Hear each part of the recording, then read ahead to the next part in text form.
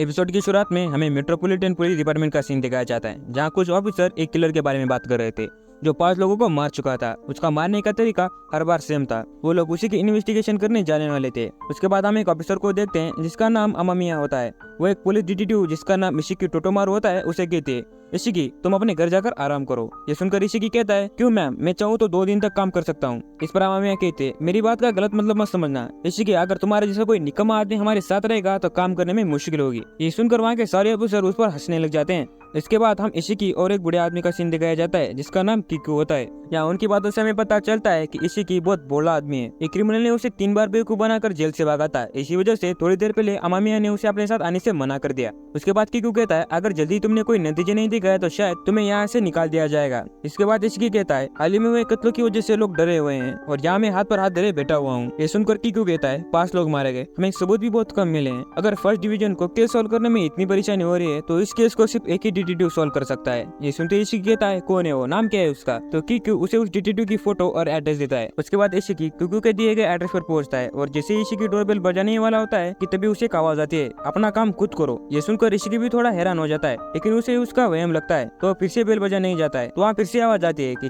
चले जाओ यहाँ से, वापस उस मंदिर के सामने अपने हाथ फैलाओ। ये सुनकर इशिकी भी थोड़ा सोच में पड़ जाता है कि इसे कैसे पता चला कि मैं मंदिर गया था, लेकिन वो इस बात पर ज्यादा ध्यान नहीं देता और उस डिटेक्टिव से कहता है, सुनो, मुझे पुलिस डिपार्टमेंट से किकू ने भेजा है। ये सुनकर वो डिटेक्टिव अपना दरवाजा खोलता है और यही हमारे एनिमे का मेन कैरेक्टर रोन कोमुनाशी, जिसे मैं आपसे रोन ही कहूंगा। रोन इशिकी को अंदर बुलाता है, जहाँ इशिकी रोन से पूछता है, सुनो, तुम्हारा किकू से क्या रिश्ता है? तो इसका जवाब देते हुए रोन कहता है, मैं और उसका बेटा एक ही स्कूल में पढ़ते थे और उन्होंने ही मेरा ख्याल रखा है। उन्हें लगता है कि मैं दिन भर उदास रहता हूँ। ये कहकर वो सो जाता है। उसके रूम को खाली देखकर तो इशिकी उसका कारण पूछता है तो रोन कहता है, मैंने बाहरी दुनिया से अपना ताल्लुक तोड़ दिया है, इसलिए मेरे पास कुछ भी नहीं है। देखो इशिकी, मैं तुम्हारे किसी भी काम का नहीं हूँ, तो चले जाओ यहाँ से। ये सुनकर इशिकी कहता है, नहीं जा सकता, मुझे तुम्हारी मदद चाहिए। उस पर रोन कहता है, देखो, तुम पहले आदमी नहीं हो जिसे किकू ने भेजा है। तुम्हारे जैसे बहुत से ऑफिसर प्रमोशन की लालच में यहाँ आए जिन्हें मैंने भगा दिया। पता नहीं वो मुझे इस चीज में क्यों वापस लाना चाहते हैं, जबकि उन्हें पता है मैं पहले जैसा डिटेक्टिव नहीं रहा। ये सुनकर इशिकी कहता है, क्या तुम डिटेक्टिव नहीं हो? मैं तो यहाँ तुम्हारे लिए एक केस लेकर आया था। जैसे इशिकी उसे उस केस के बारे में बताता है, रोन चिल्लाकर उसे बोलने नहीं देता। उसका ये बर्ताव देखकर इशिकी वहाँ से जाने लगता है। उसे जाता देख रोन कहता है, जाओ, तुम भगवान के सामने ही हाथ फैलाते हुए अच्छे लगते हो। ये सुनकर इशिकी रोन से पूछता है, तुम्हें कैसे पता चला कि मैं मंदिर गया था? इसका जवाब देते हुए रोन कहता है, आसान है, तुम्हारे कंधे पर पाइन फूल की पत्तियां हैं। यहाँ आसपास एक ही जगह है जहाँ ये फूल होते हैं और वो जगह है वकाना श्राइन। उस पर से तुम्हारी लेफ्ट पॉकेट में एक कॉफी का कैन है और तुम्हारी राइट पॉकेट में चिल्लर बज रहे हैं, यानी कॉफी पीने के लिए तुमने नोट का इस्तेमाल किया होगा। ये सुनकर इशिकी भी हैरान हो जाता है। उसके बाद रोन कहता है, तुम बिना सोचे समझे बोलते हो। ये इस बात की निशानी है कि तुम दूसरे पर बहुत ज्यादा निर्भर रहते हो। साथ ही मंदिर के किनारे चलना एक अच्छी परवरिश की निशानी है। शायद तुम्हारी परवरिश तुम्हारे दादा दादी ने की होगी। तुम्हारी इस लापरवाह एटीट्यूड को देखकर लगता है तुम्हें इन्वेस्टिगेशन डिवीजन से निकाले जाने का डर है। उसकी ये स्किल देखकर इशिकी भी हैरान हो जाता है। अब वो मन में ठान लेता है कि वो रोन को लेकर ही जाएगा। इसलिए इशिकी उसे चिल्लाकर पूरे केस के बारे में बताता है, लेकिन रोन कुछ रिएक्ट नहीं करता क्योंकि उसने अपने कान में एयर प्लग डाले थे। फिर भी इशिकी उसे जबरदस्ती करता है और उसी वक्त इशिकी को एक कॉल आता है जिसे रोन गुस्से में फेंक देता है। उस कॉल पर अमामिया थी जो इशिकी से कहती है, शिबुया के कजाआना पार्क में एक बॉडी मिली है, तुम उस जगह के पास हो, इसलिए जल्दी वहाँ पहुंचो। फोन स्पीकर पर होने की वजह से ये बात रोन भी सुन लेता है और अजीब हरकतें करने लग जाता है। तो इशिकी उसे इस बारे में पूछता है। इसका जवाब देते हुए रोन कहता है, जब भी मैं किसी केस के बारे में सुनता हूँ मैं अपने आप को काबू नहीं कर पाता, लेकिन मैं डिटेक्टिव बने नहीं रह सकता, इसलिए मैंने अपने आप को इस रूम में बंद करके रखा था। ये सुनकर इशिकी रोन से कहता है, यानी तुम डिटेक्टिव बनना चाहते हो? इस पर रोन कहता है, हाँ, पहले सुलझाना, मुजरिम को पकड़ना, ये चीज जिंदगी को मतलब देती है, उसके साथ साथ मुझे पागल भी कर देती है। ये सुनकर इशिकी कहता है, इसलिए तूने अपने आप को बाहरी दुनिया से दूर रखा। उसके बाद रोन कहता है, इतना ही नहीं, एक डिटेक्टिव के तौर पर मेरे अंदर एक चीज की कमी है जिसे डॉक्टर तक ठीक नहीं कर सकता। रोन को क्या बीमारी थी हमें आगे पता चलेगा। उसे देखकर इशिकी मन में कहता है, शायद इसने खुद को इसलिए बंद कर लिया क्योंकि इसका शरीर कमजोर है। इसके बाद रोन इशिकी को जाने को कहता है, लेकिन इशिकी उसकी बात नहीं मानता। वो कहता है, मैं तुम्हारी मदद करूंगा और इसलिए तुम्हें मेरे साथ आना ही होगा, वरना ऐसे तुम्हारा हुनर बर्बाद हो जाएगा। अभी सिर्फ ये जरूरी है कि हम उस मुजरिम को पकड़े, और ये बात तुम्हारी बीमारी की तो मैं तुम्हारी हर तरीके से मदद करूंगा। उसकी ये बात सुनकर रोन उसकी मदद के लिए मान जाता है, लेकिन वो इशिकी को एक वार्निंग देता है कि चाहे जो भी हो जाए उस पर से अपनी नजर मत हटाना। उसके बाद रोन और इशिकी क्राइम सीन पर दौड़ के जाते हैं, यानी रोन को कोई शारीरिक बीमारी नहीं थी।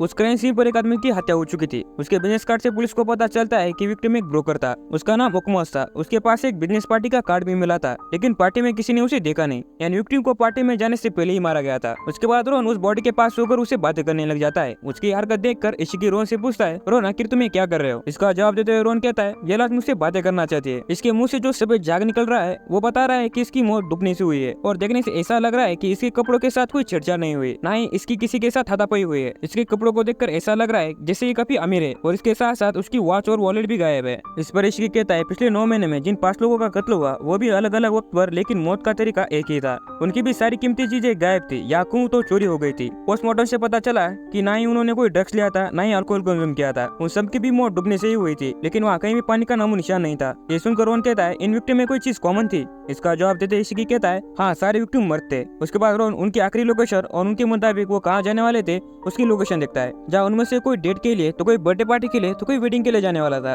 लेकिन उन जगह के पास किसी भी आदमी को डुबाने जितना पानी नहीं था। यही सोचकर इशिकी रोन से कहता है भला वहाँ ऐसी कौन सी जगह होगी जहाँ तुम किसी आदमी को बिना लड़े उसे डुबा दो। ये सुनकर रोन इशिकी से कहता है चलो इशिकी। ये सुनकर इशिकी कहता है लेकिन कहाँ? तो रोन कहता है मुजरिम को पकड़ने। ये सुनते ही इशिकी हैरान होकर रोन से कहता है क्या तुमने केस सॉल्व कर लिया? जिस केस को पुलिस 9 महीनों से इन्वेस्टिगेट कर रही थी उसे तुमने 3 मिनट में सॉल्व कर लिया? इस पर रोन कहता है हाँ कर लिया, और इसलिए तो तुमने मुझे बुलाया था। उसके बाद रोन उसे एक मॉल में ले जाता है जहाँ रोन इशिकी को एक घमंडी अमीर वाला लुक देता है। ये सब देखकर इशिकी रोन से पूछता है रोन ये तू क्या कर रहा है? इसका जवाब देते रोन कहता है हम अंडरकवर इन्वेस्टिगेशन करने वाले हैं, उसके साथ साथ हमें तुम्हारी झोपड़े जैसे सिर का कुछ करना होगा। इसलिए रोन इशिकी को सलून में भेज देता है और खुद बाहर पे ऊपर करके शुगर सिरप पीने लग जाता है। यहाँ अंदर इशिकी अपने बाल धुलाने के लिए बेसिन के अंदर सर रखता है और जैसे ही वो सर रखता है इशिकी कोई हलचल नहीं करता। और यहाँ हम बार बार को हंसते हुए नोटिस करते हैं, यानी उसने इशिकी के साथ कुछ किया था। उसके बाद बार बार उस बेसिन में पानी भरता है ताकि वो इशिकी को डुबाकर मार सके। तभी वहाँ रोन आ जाता है और कहता है आखिर तुम पकड़े गए मिस्टर किलर बार्बर। उसी वक्त इशिकी को भी होश आ जाता है क्योंकि उसने सिर्फ अपनी सांस बंद की थी ताकि बार्बर उसके बाल धो सके। रोन को वहाँ देखकर उसे कुछ समझ नहीं आता, तो रोन इशिकी को समझाते हुए कहता है ये बार्बर तुम्हें मारने वाला था, ठीक वैसे ही जैसे बाकियों को मारा, वरना ऐसा कैसे हो सकता है? तुमने कोई नशा नहीं किया, ना ही लड़ाई हुई और वो डूब के मर गया। ये राज उस शैम्पू के बेसिन में छुपा है। उस शैम्पू के बेसिन में कम ऑक्सीजन वाली हवा है। जब कोई इंसान 10 रेशो से कम वाली ऑक्सीजन लेता है वो बेहोश हो जाता है। ड्राई आइस पर गर्म पानी डालने से इसी ऑक्सीजन बनाई जा सकती है। अब यहाँ इशिकी रोन से सबसे अहम सवाल पूछता है कि तुम्हें कैसे पता चला कि किलर बार्बर है और वो यही बार्बर है? इसका जवाब देते हुए रोन कहता है सारे विक्टिम मर्द थे जिनके बाल बड़े थे और वो सब एक बड़ी पार्टी में या वेडिंग में जाने वाले थे जहाँ उनका अच्छा दिखना जरूरी था, तो वो लोग सलून में जाएंगे। मेरे सुरागों से पता चला कि ये काम एक नई खुली दुकान में हो सकता है और ये सलून एक ऐसी जगह पर था जहाँ विक्टिम चलकर आ सके और उसके साथ साथ यहाँ पर ड्राई आइस भी बहुत आसानी से मिलता है। इसके बाद इशिकी रोन से पूछता है अगर कोई यहाँ आता है तो किसी ने अपने करीबियों को बताया नहीं होगा? इसका जवाब देते हुए रोन कहता है जब कोई यहाँ आता था तो ये बार बार उससे बात करके समझ जाता था कि वो आदमी अकेला है या किसी के साथ, इसलिए मैंने तुम्हें अकेले यहाँ भेजा, वो भी एक अमीर आदमी बनाकर और एक ऐसा टीम जो इस बार्बर को पसंद है और वो खुद हमारे जाल में फंस गया। जो भी हुआ वो सब इस फोन में रिकॉर्ड हो चुका है, यानी तुम्हारे बचने का कोई रास्ता नहीं है। ये सुनकर वो बार बार वहाँ से भागने लग जाता है,